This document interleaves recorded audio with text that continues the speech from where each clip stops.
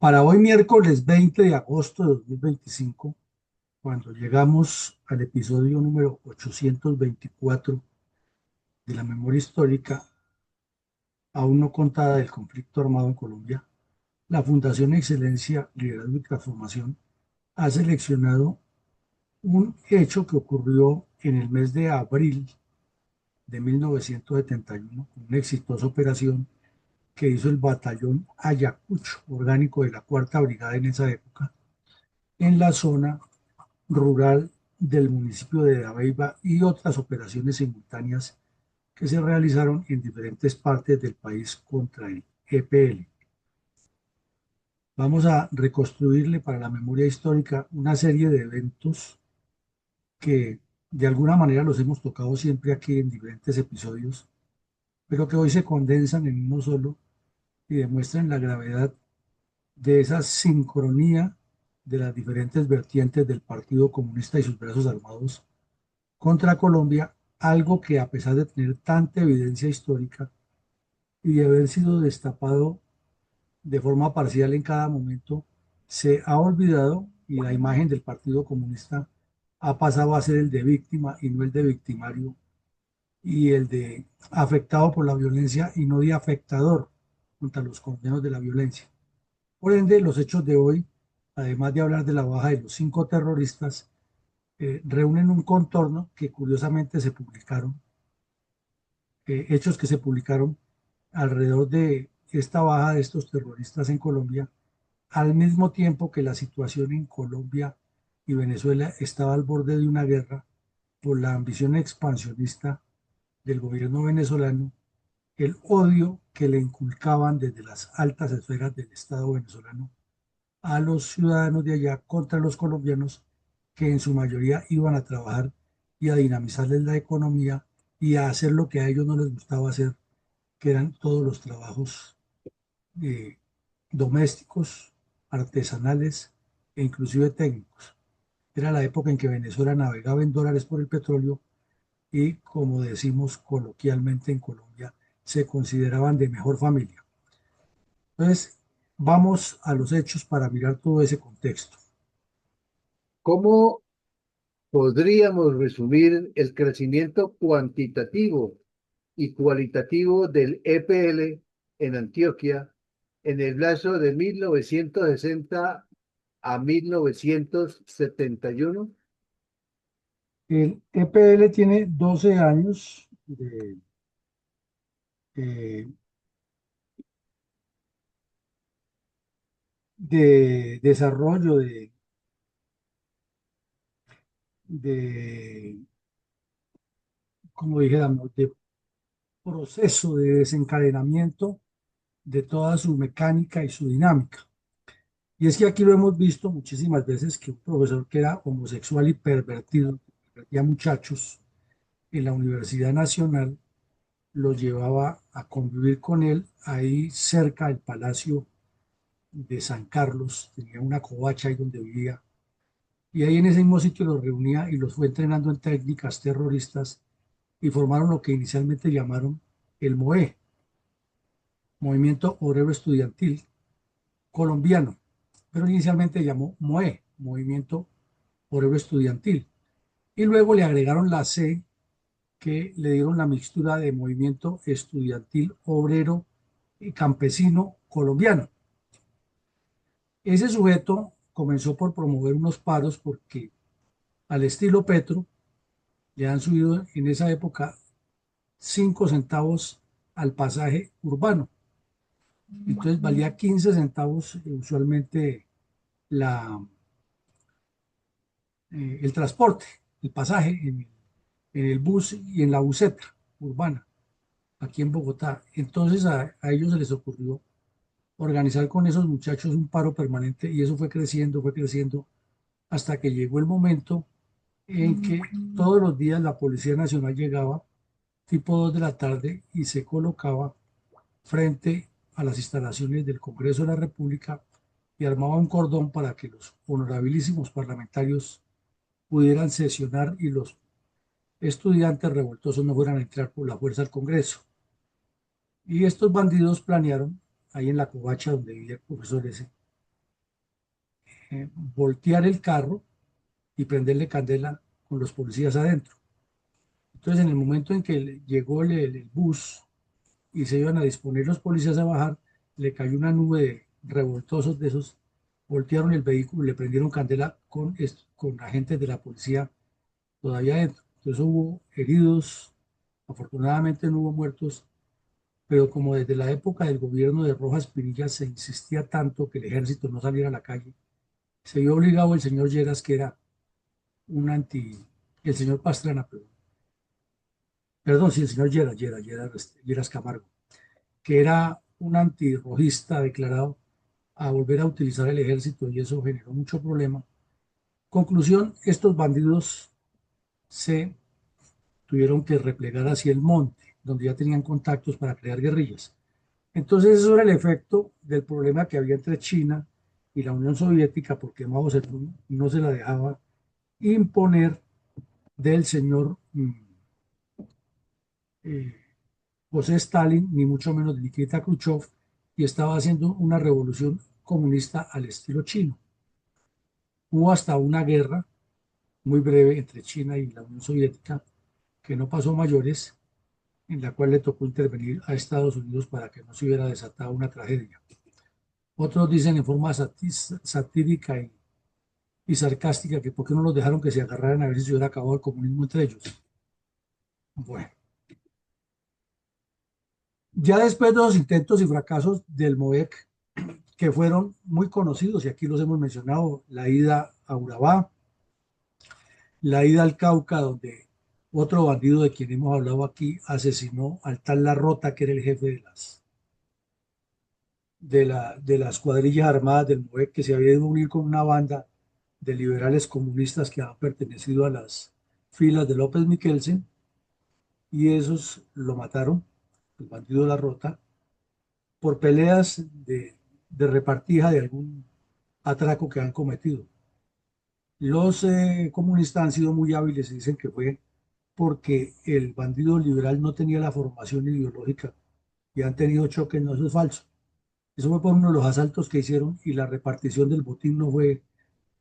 como esperaban y ahí se mataron entre ellos. Entonces el MODEC tuvo su primer fracaso en el Cauca, eso ocurrió en el Cauca. Se movieron con Pedro Brincos, otro bandido muy conocido, hacia el Urabá, y allá asesinaron unos policías y se robaron unas armas, y en la reacción el ejército eliminó a 15 bandidos de esos. Entonces se le acabó la cuadrilla a Pedro Brincos y regresó al Tolima a organizar otra cuadrilla comunista, y ahí fue cuando el ejército lo dio de baja a principios de los 60. Entonces ya no quedaba sin una sola cuadrilla del MOE, que fue la que se movió hacia el Bichada. Cometieron el asalto de un puesto de la Armada Nacional y otros asaltos en los ríos de los Llanos, y el Ejército Nacional, especialmente con operaciones dirigidas por el subteniente Harold Bedoya Pizarro, los golpearon fuerte y terminó, como suele suceder en Colombia, gracias a la debilidad de carácter del señor Lleras Camargo, el jefe de toda esa pandilla de bandidos, un tal Tulio Bayer, casi de representante diplomático de Colombia, perdonado en el exterior, exiliado, dando declaraciones, unido con un bandido de apellido Franco, que ha sido liberal de la guerra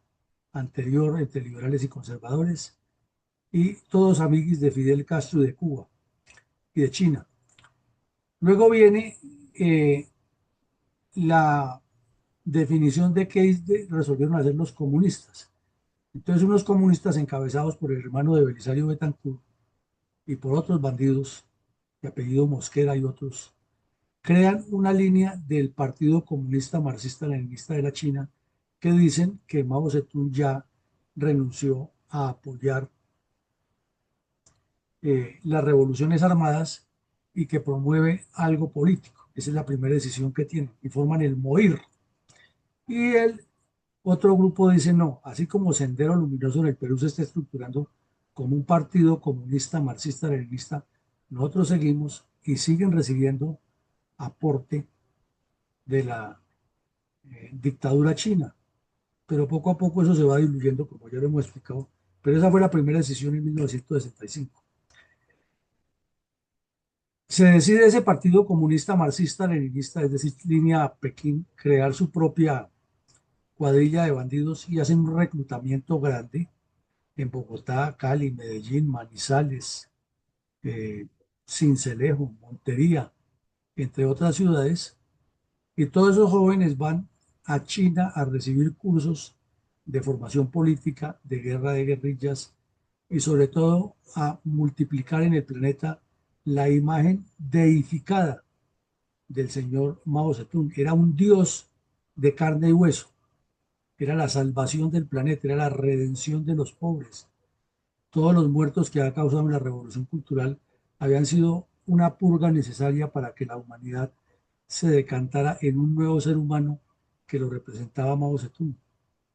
Y fueron muchísimos los bandidos colombianos que fueron allá, inclusive hoy ya son septuagenarios o octogenarios y siguen con el cerebro torcido promoviendo juventud para que se meta al terrorismo. Ese reclutamiento se reflejó en que se formaron los cuadros políticos. Para la época, un sujeto que ha sido atleta, que ha participado por Colombia en los Juegos Bolivarianos, era muy conocido, se llamaba Libardo Mora Toro.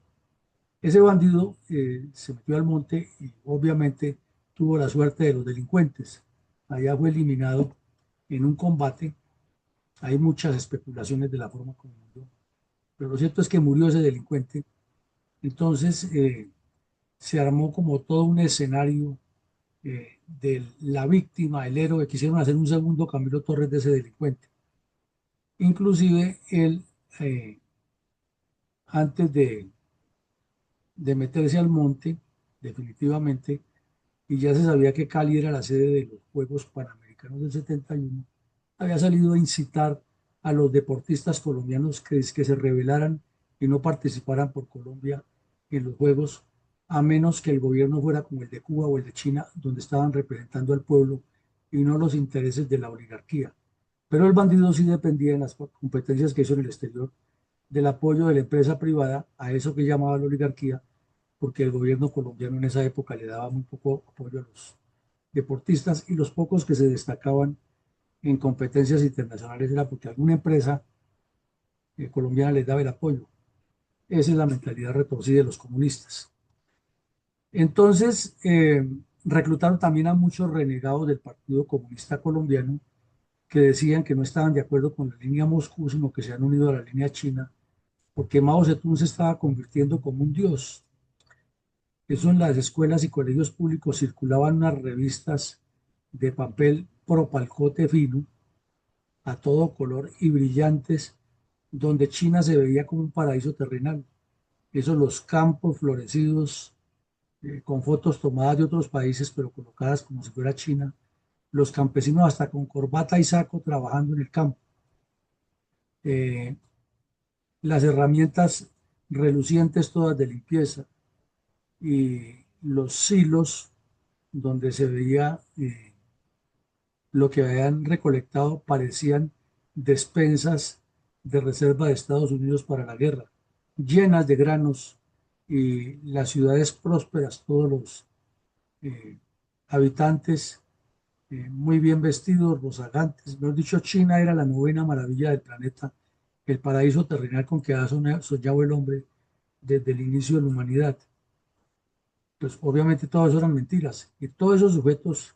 descompuestos que reclutaban jóvenes y niños, que ideologizaban, vendían esa imagen aquí, iban a China y allá los metían, los encerraban en escuelas de formación política y luego lo llevaban a conocer alguna parte de la muralla china o algo y lo devolvían para Latinoamérica a que vinieran a destruir los países. Entonces, muchos comunistas del partido tradicional cambiaban de bando para hacerle propaganda a China porque Moscú no los llevaba tan fácil a pasear, en cambio China sí lo estaba llevando, ese era el secreto. Ya después de hacer ese proceso se asientan en Urabá, en varios municipios, en el nudo del Paramillo, en los límites de Córdoba, Antioquia, con salida directa hacia el mar, no tan cerquita, pero tampoco tan lejos, al Caribe, en una zona muy conocida como los Llanos del Tigre, que es bastante pantanosa, muy apta para cultivos de clima tropical. En el Valle del Cauca y en Bogotá se instalan varias redes con el plan de irse luego para el Catatumbo, donde estaba la industria petrolera. Ya se quedan. De hecho, la última cuadrilla del EPL que no se ha movilizado todavía está en Catatumbo. Y las principales ciudades, Cali, Medellín, Bogotá, Cartagena, Barranquilla, como epicentros de las redes urbanas. Comienzan los combates, obviamente, porque el ejército los localiza y porque los bandidos comienzan a secuestrar, a asaltar fincas, a atracar buses, a robarse las joyas, el dinero, lo que llevaban los pasajeros. Y es un toma y dame. Hemos visto aquí varias operaciones en que el ejército llegó hasta eliminarles 20 bandidos en una operación sostenida, pero es que eran como la mala hierba. Y en especial en esa zona de la costa, de Sincelejo, de Montería, de los Llanos del Tigre, etcétera, había mucho guerrillero liberal de la época de los 50 y 60 que se había desmovilizado y estaban allí trabajando, entre otros un bandido de apellido Guerra. Él se convirtió como en el polo de recepción y multiplicación de todos estos terroristas del Partido Comunista. Por su parte, el ELN, que estaba comenzando a crecer, también se desplazó hacia ese sector. Es una zona sumamente rica. Hay mucho dinero, hay ganadería, hay banano en Urabá, hay salida al mar, hay una potencialidad grande. Entonces también iban a buscar recursos para destruir a Colombia. Eh,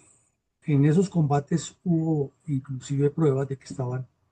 trabajando inicialmente las dos cuadrillas terroristas, pero como ya hemos explicado, poco a poco se fueron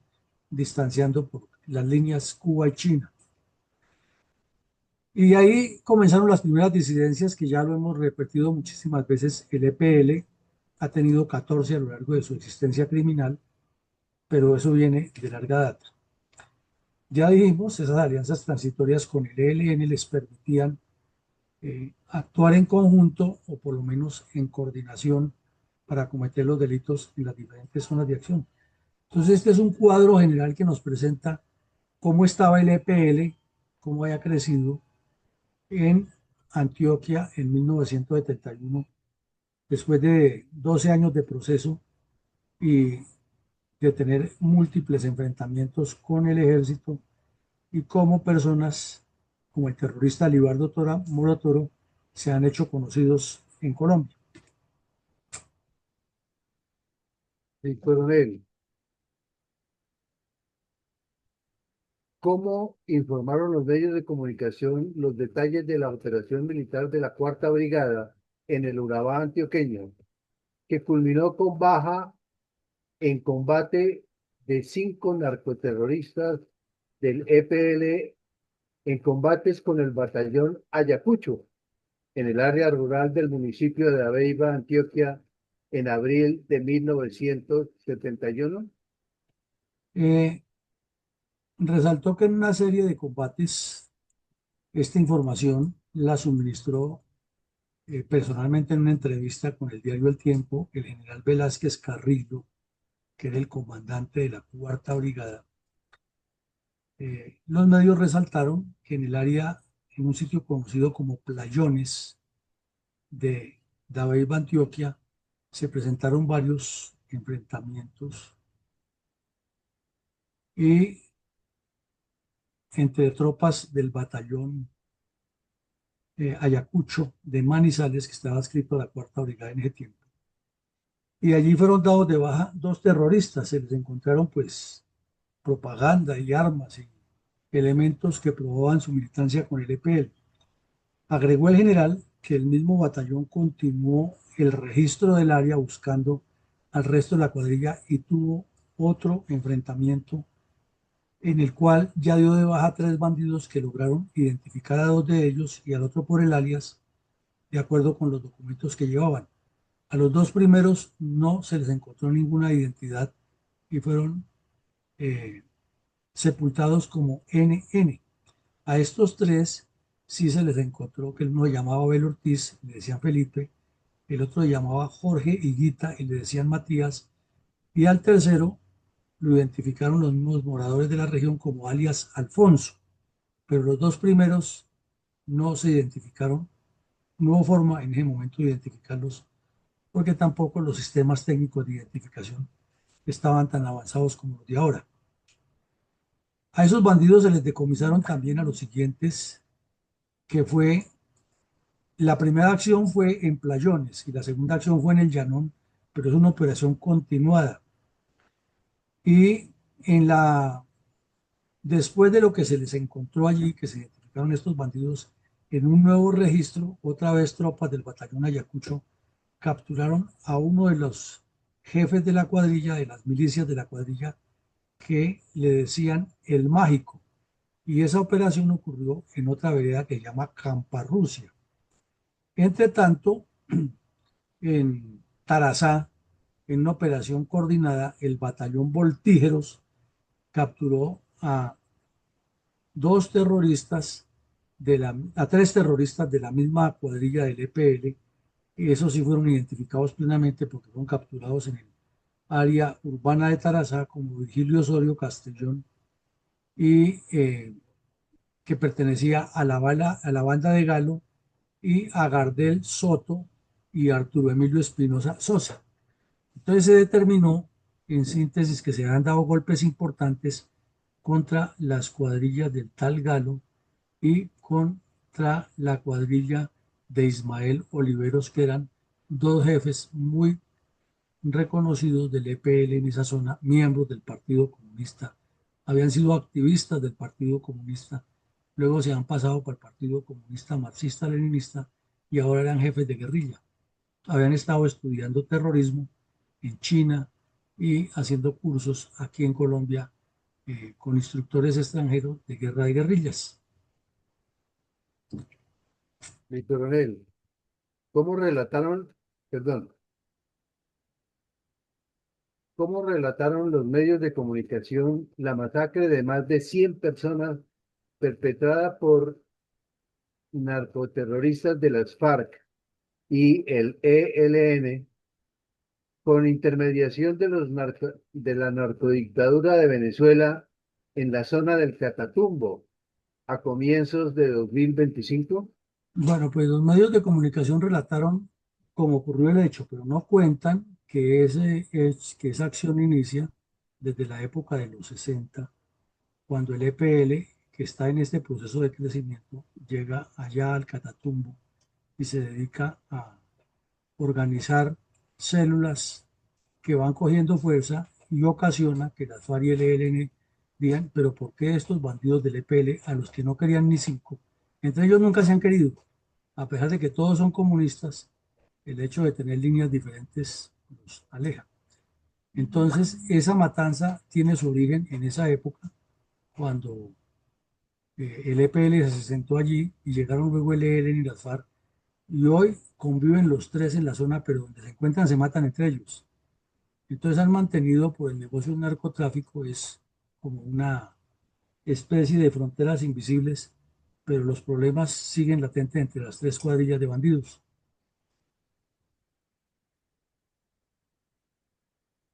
¿Cómo relataron los medios de comunicación la simultánea operación exitosa del F2 de la Policía Nacional contra las redes narcoterroristas urbanas del EPL en la capital de la República? Resulta que en Bogotá comenzaron a llegar informaciones que en un barrio que en ese tiempo era casi despoblado, calle 132 con carrera 38, es decir, muy cerca donde hoy cruza la autopista norte, en la zona occidental de Unicentro, para ubicarnos un poco mejor, bajando de Unicentro por la calle 127 hacia donde queda la autopista y virando una par de cuadras hacia el norte, más o menos ese sector. En esa época en Bogotá todavía era zona no urbanizada totalmente, pero ya había barrios, ya había un barrio ahí de clase media, en el cual los vecinos comenzaron a notar que por la noche llegaban distintas personas y entraban y salían, a veces se quedaban hasta altas horas de la noche, y luego salían algunos en vehículos colectivos o llegaban taxis a recogerlos, en motos. Entonces, como los veían llegar con paquetes o salir con pequeños paquetes, se comenzó a sospechar que se trataba de un sitio donde delincuentes urbanos, ladrones, robaban cosas y las llevaban para guardar y luego las sacaban para revenderlas, lo que llaman los reducidores, que eso era muy común en Bogotá en esa época, los reducidores, una forma delincuencial. Entonces el F2 hizo el seguimiento y allanó la casa. Cuando se llevaron la sorpresa que en el momento del allanamiento se alcanzaron a volar unos bandidos por las tapias y capturaron a una señora muy bien vestida que no coincidía su vestuario con, el, con la pinta de los demás bandidos que estaban ahí y capturaron a otro. La señora llamaba Lucelena Cárdenas, dijo llamarse Lucelena Cárdenas de Cabrera y el bandido dijo que llamaba Álvaro Ramiro Medina. Cuando les abrieron la pieza donde guardaban todo, se llevaron la sorpresa que encontraron un mimeógrafo eléctrico, que en ese tiempo era una novedad, era como decir una impresora moderna. Eh, Muchas cajas llenas de propaganda del EPL. Ya lo hemos mencionado aquí tangencialmente en otro episodio anterior. En ese tiempo se vendían unas galletas en las tiendas, las vendían sueltas o las personas compraban el tarro. Era un tarro de metal cuadrado, un cubo grande y le cabía una gran cantidad. Si no estoy mal, eran 144 paquetes de galletas de soda. Y les encontraron varios paquetes de eso, los mismos cajas donde venían eh, las cajitas de detergente Top y Fab, que eran los dos eh, detergentes más usados para las lavadoras en Colombia. Y comenzaron a escarbar, obviamente, los contenidos y encontraron que, por ejemplo, había cajas de galletas que tenían remisiones para Urabá, para el Catatumbo, para el Valle, eh, con facturas de galletas y todo, como si fuera una empresa que despachaba galletas. Pero al sacar el contenido, las galletas no eran sino una o dos filas en la parte superior y lo demás era propaganda o armas o elementos para la guerra, municiones inclusive. Y obviamente del peso de la caja, sí, de la caja de metal, lo que no coincidía con el contenido, porque las galletas no pesan mucho, pero claro, al meterle munición por dentro o colocarle otra cosa, el peso varía sustancialmente y causa sospechas. Igual pasaba con las cajas de detergente dentro de una caja grande de cartón. Les encontraban también morrales camuflados, riatas, portacartucheras o cartucheras para portar armas, eh, paquetes de cigarrillo piel roja para enviar a los bandidos y también cajas de cigarrillo piel roja y las que escondían debajo de los paquetes de cigarrillo, escondían elementos para la guerra y planes y documentos y cuadernos y libros. Fue un golpe importantísimo que fue más o menos, como se dice, un chiripazo. También le encontraron los cuadernos de correspondencia directa entre dirigentes del Partido Comunista Marxista-Leninista Urbano y los cabecillas haciendo comentarios y una carpeta con recortes de prensa actualizados enviándoles a los bandidos lo que aparecía en el periódico El Tiempo, El Espectador, El Siglo, La República, El Bogotano, El Espacio, y transcripciones de grabaciones de noticias que han leído en los medios. O sea, en un epicentro de información al día para los bandidos. También les encontraron revistas de las que llegaban de China, con las cuales ellos tenían documentos y argumentos para multiplicar las ideas comunistas en la región. Entonces, este fue el golpe, lo publicaron los medios, las fotos, pero todavía faltaba mucha cosa por desentrañar que más adelante se desentrañó. De acuerdo con esto, entonces, ¿qué actividades subversivas promovían al mismo tiempo las células urbanas de los terroristas del EPL, el ELN y las FARC en la Universidad Industrial de Santander en la ciudad de Bucaramanga, Santander? Comenzaron a presentarse en todas las universidades al mismo tiempo una cantidad de hechos violentos. Aquí en Bogotá, los estudiantes se tomaron por asalto la rectoría y una vez más la universidad fue cerrada. eh, Se habló de que se iba a allanar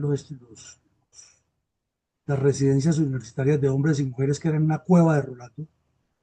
pero con el cuento de la inviolabilidad y la autonomía de la universidad, siempre los gobernantes de turno paraban la operación hasta que al fin un día el ejército entró y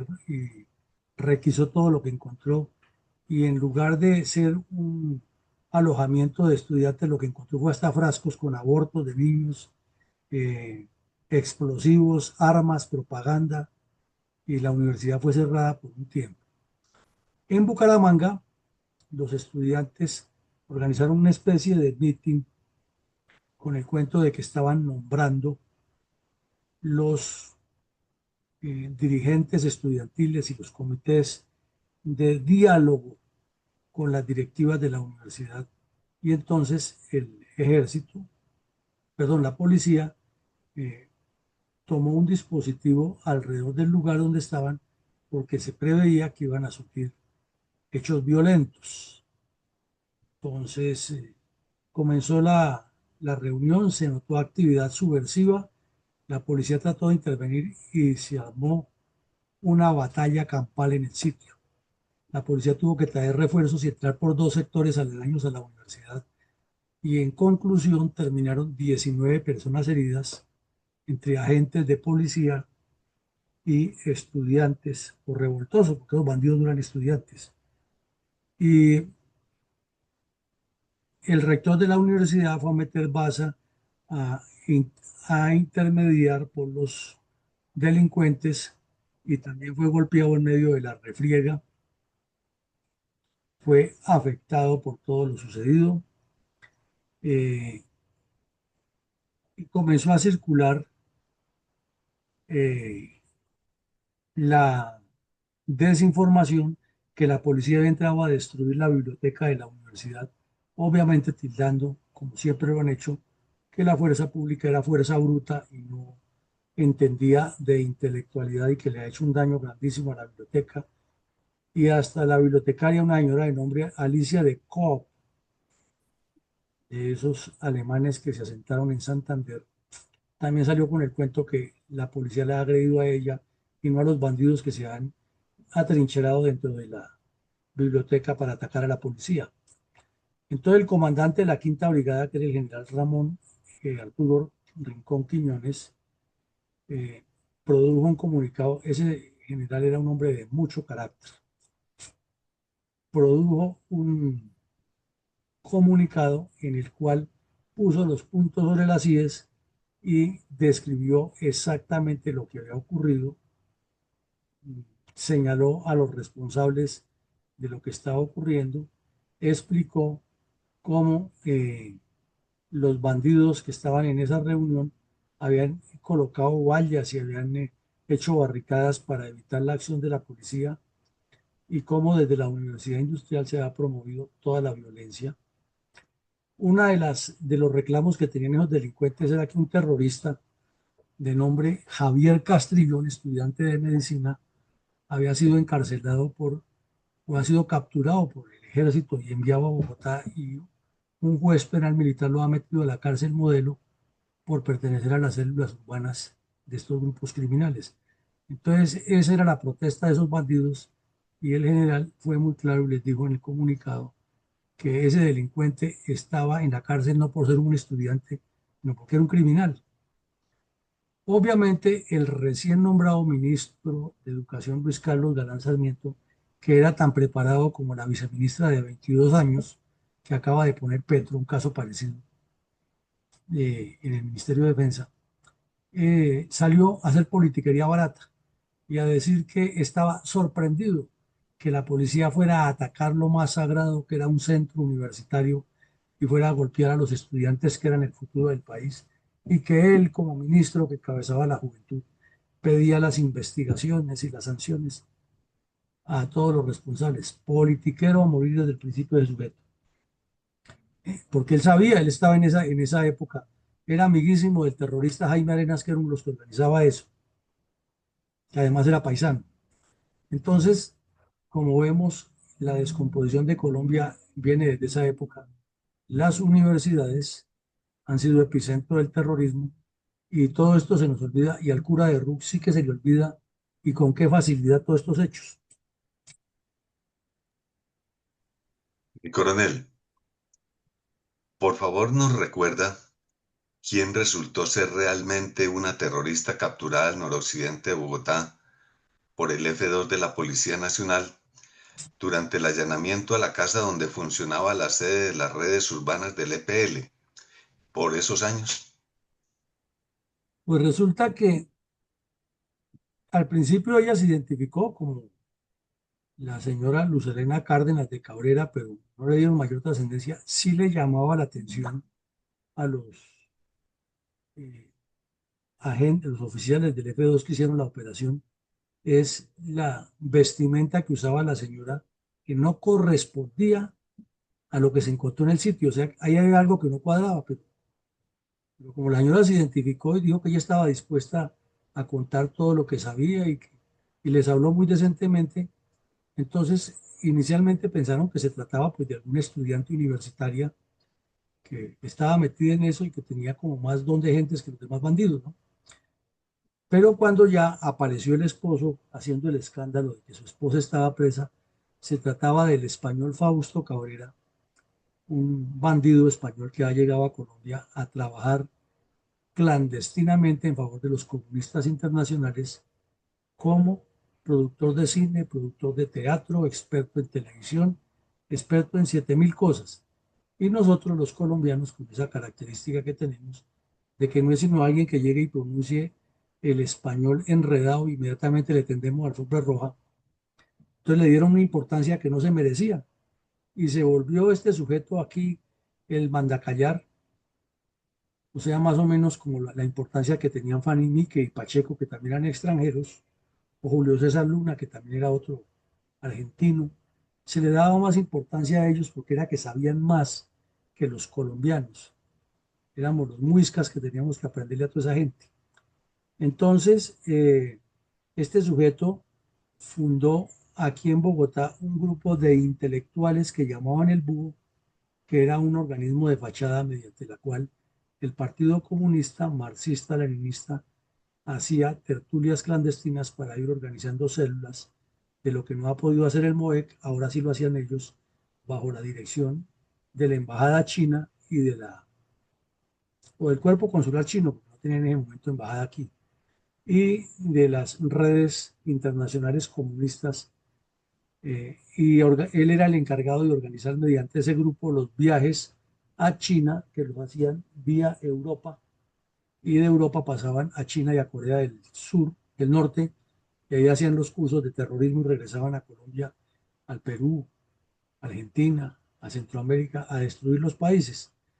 Entonces, este bandido también eh, había creado en Medellín una escuela de teatro y esa era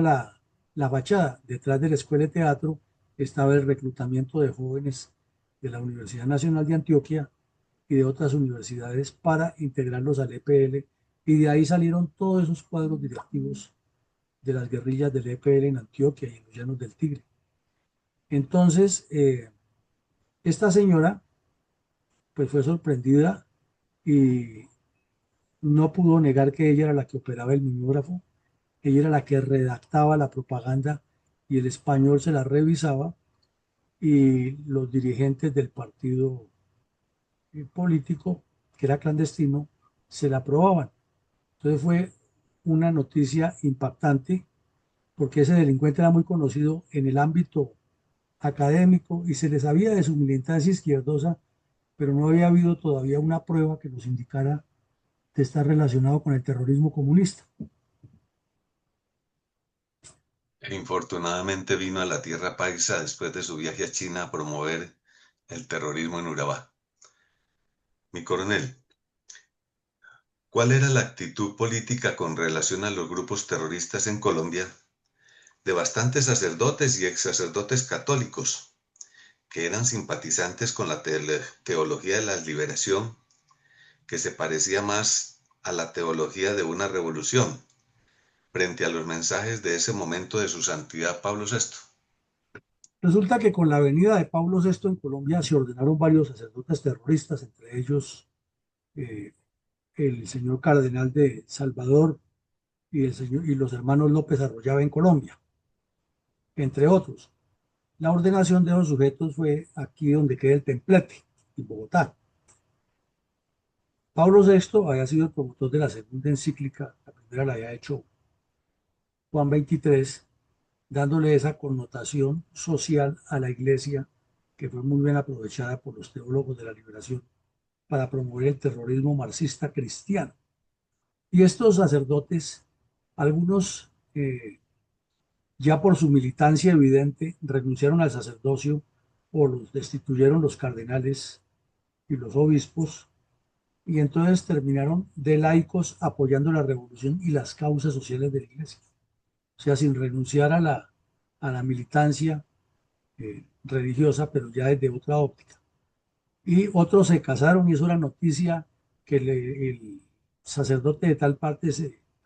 retiró y se casó, que ahora administra un almacén, que ahora hace no sé qué. Otro terminó de taxista, como lo vimos aquí, y decía que él hacía las carreras y que si fuera por él no le cobraba a los pasajeros y era un terrorista del ELN. Bueno, en Cartagena llegaron los curas españoles que han sido ya expulsados y regresaron allá y ahí el cura Pérez, Domingo Laín y otros bandidos de esos se asentaron en la periferia y en los barrios suburbanos porque querían formar las guerrillas del ELN con las negritudes de Palenque y toda esa zona pobre de Cartagena. Entonces, en ese momento hubo unas declaraciones del Papa que eran a favor de la revolución social de la iglesia, pero que ponían clarito, o el Papa ponía claro que la lucha armada no, que estaba de acuerdo con toda la transformación social que debía empoderar la iglesia y abanderarla, pero que con las armas no. Entonces estos curas, tanto los ex sacerdotes como los sacerdotes que tenían que ver con ese grupo de Cartagena donde estaba el cura Pérez, que decía haber revivido las ideas de Camilo, publicaron varios comunicados y pues en ese tiempo les daban mucha prensa. Ya hoy la iglesia no tiene ese poder dentro de la prensa, pero en esa época lo que dijera un cura se convertía en noticia y lo estaban publicando así.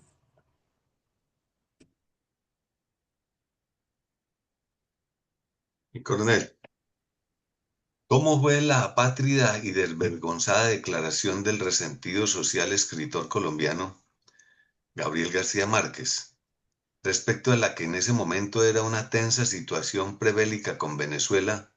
debido al ingente debate político nacional por la irresponsable actitud del gobierno Urdaneta Arbeláez, que de manera apátrida entregó a Venezuela la soberanía de los archipiélagos colombianos de los monjes en aguas territoriales de nuestro país? Es que usted utiliza dos veces la palabra apátridas en la pregunta, y eso es lo que hemos tenido en Colombia, apátridas, unos sinvergüenzas que no merecen tener la nacionalidad colombiana. Ese presidente y ese canciller, que era bisabuelo de la señora María Ángela Holguín, de la misma familia, que de forma descarada le entregaron a Venezuela a los monjes y que años más tarde ese mismo expresidente Urdaneta de Peláez dijo que si le tocara volver a firmar, él lo firmaba ese documento, que los monjes eran venezolanos y no colombianos. Habida cuenta que la hija de él se ha casado con un petrolero rico de Venezuela, entonces era más importante el bienestar de su familia que la salud de Colombia. Por los mismos días, como ya lo dijimos, con ocasión de todo ese escándalo, las declaraciones de Urdaneta Arbeláez y el debate que se armó en el Congreso contra, o mejor, unos congresistas que pedían que a Urdaneta Arbeláez se le hiciera un juicio político y se encarcelara por ese caso, y como eso lo encabezaba la NAPO, a la que le han robado las elecciones un año antes,